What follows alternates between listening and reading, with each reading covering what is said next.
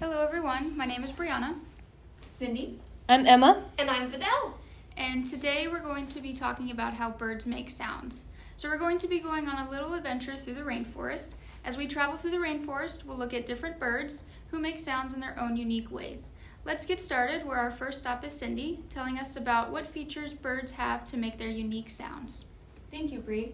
Like Bri said, some birds have a vocal box similar to ours, but birds' vocal box is called a syrinx. The syrinx is located at the bottom of the bird's throat, labeled with the green arrow, where the throat and the lungs meet and then splits into two special sections that are called the bronchi. This location is typically near the bird's ear sac, which is like extra lungs. The vocal box does not function alone. It is surrounded by muscles that help push air out and make those sounds, making them great singers for our bird band. Vidal now will talk to you guys about how our instrumentalist birds make their sounds. Thank you, Cindy. While bird song is more familiar, not all birds use their vocal box to make music. Some bird musicians use their wings like a guitar, or some bird drummers use their beaks like a cymbal. These birds that use other methods to make sounds are performing sonation. Sonation is simply making sound without the use of a voice box. There are many instruments these birds can use to make sounds without their throat, like their beaks, wings, feathers, feet, and even other tools like sticks and stones. Now, as we search for our perfect bird band today, there are going to be some birds you know from a zoo, and there are going to be some birds you haven't seen before. Why don't you all try to guess if these birds use their voice box or another method to make sound? This is a scarlet macaw. Let's listen to their call. Now, take a minute to pause the video and type your guess in the comment section. If you said vocal box, you are correct. The scarlet macaw uses their vocal box. In our jungle band of birds, we look at the scarlet macaw as our lead singer. Shown in the light blue color is their large vocal box. The dark blue arrow shows the beak of the macaw, in which they can position differently to make different sounds.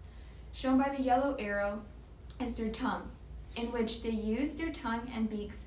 They can move it around to create different sounds. Just like when we talk, our tongue helps us form words, their tongue helps them make their unique macaw calls. The green circles represent the macaw's air sacs in their body that help them control the airflow when they make sounds. These air sacs provide the bird with extra air storage, helping them make their loud calls, which is why macaws make a great lead singer for our band.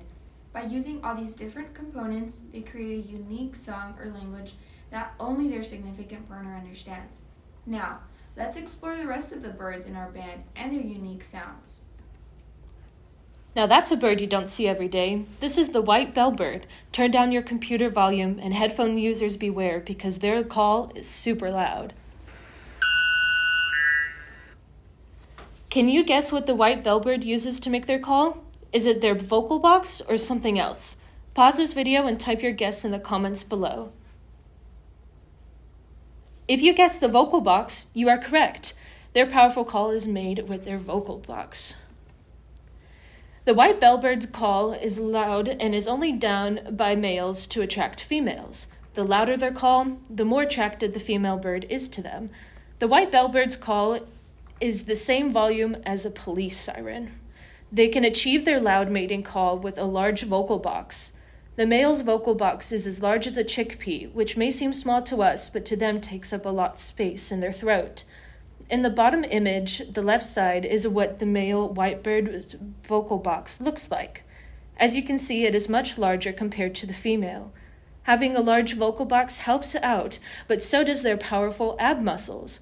For those who have taken choir, their ab muscles act like our diaphragm, supporting and pushing air through their vocal box, so the white bellbird can project their loud call to attract the ladies. This makes them a great featured soloist in our bird band. Let's see what else we can hear. This is a toucan, which many of you have probably seen before at the zoo. Let's listen to their unique sound. Do you think they use their voice box or other methods to make sounds?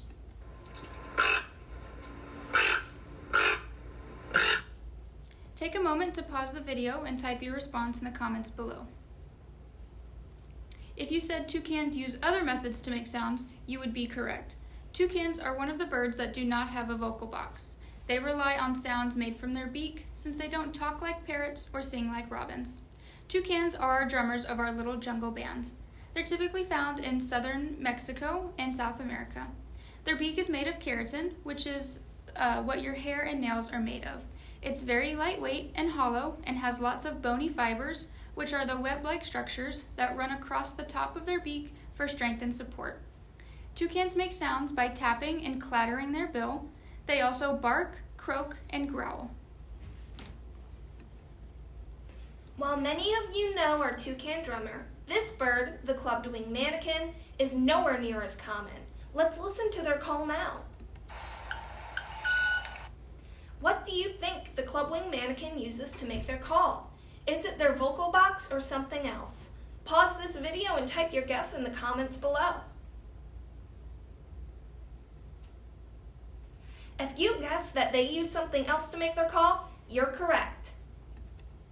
While our band has a singer, backup singer, and drummer, all great bands need a guitarist. And what better guitarist to complete our bird band than the club-wing manakin? The clubbed-wing manakin is only found in the cloud forests of Ecuador in South America. These birds have special wings with strong muscles and solid bones, which allow their special feathers, called pick and washboard feathers, to make sound. Like the pick of a guitar, these birds strum their special 7-bumped washboard feathers with their special pointed pick feather. This is the same process the crickets outside your house use to sing as well. Unlike an actual guitar player, all these birds have to do is flip their wings over their back and strum away using their strong wing muscles. No learning required. Thanks to their sturdy bones supporting their muscles, these birds strum their feathers 107 times a second, which is faster than a hummingbird flaps its wings or a rattlesnake rattles its tail. The male clubbed-wing manakins do this so they are able to make a special sound to let females know they're looking for a partner. What's cooler is we didn't know these birds did this until recently.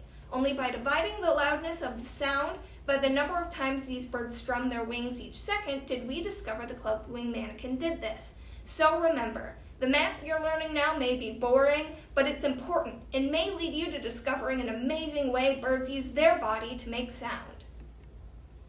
We have learned so much from the birds of South America. We can learn a thing or two about making some sounds from our bird friends. I challenge you all to go outside and identify what birds you can hear and let us know how you think they make their sound. What bird band can you create with the birds in your backyard?